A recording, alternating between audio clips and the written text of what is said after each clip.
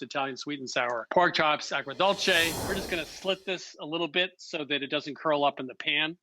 And then we take the 4 chops, and we've already sauteed them here. So they're done 3 or 4 minutes aside. They're not completely finished, but mostly cooked.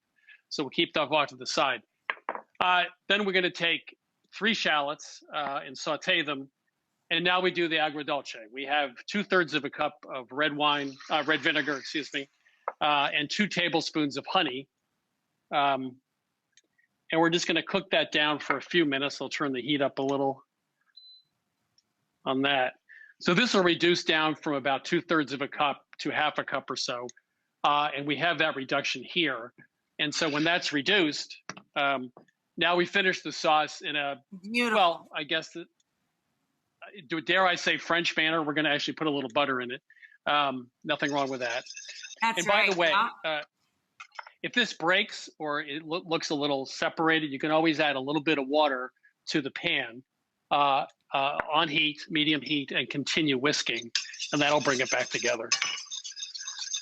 And that's what I love about your food is that you're always sharing those smart tips that I've learned from you over the many years I've been following you. There's always these little extra bits of knowledge and all of the ingredients that he collects from not just the world's greatest chefs, but from everyday people and small business owners and home cooks. This is a lot of experience going in here, guys. Well, you mentioned chefs and home cooks. You and I both know that some of the best food is from home cooks. So when we travel, we'd love to get into people's homes because that's where you get the really good stuff. The chef food's great, but the home cooked stuff is absolutely phenomenal. So I put the chops back in, I put the juices back in, and we'll just let that half a cup of parsley went in. We'll let that just simmer to reheat the chops for 2 or 3 minutes, and then we'll sprinkle with a little bit of parsley to finish. So that's the sweet and sour, the fast sweet and sour pork chops. There you go. This is faster. This is pork tenderloin. So we have 2 tenderloins. We're going to split it in half. And what I'm going to do is cut this in half, and then I'm going to take it and we're going to butterfly it. So we'll cut almost all the way through, not quite all the way through like that. And then we're going to pound it. You can use plastic or not. It doesn't really matter. And by the way, you probably do the same thing. I just use like a 3-quart saucepan sometimes. So you just bang it with whatever's handy. Yeah. Exactly. whatever you got. So yeah, your laptop, computer, whatever. You have 4 pieces like this.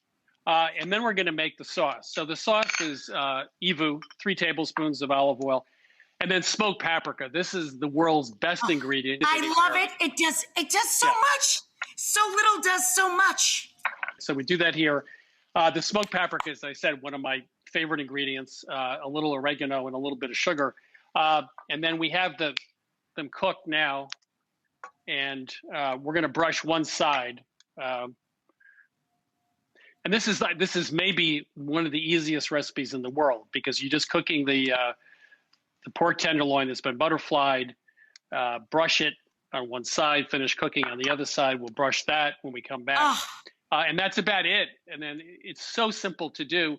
It's just 2 tenderloins and a little bit of seasoning. You just finish those off, and you can brush a little more of the smoked paprika on it at the end.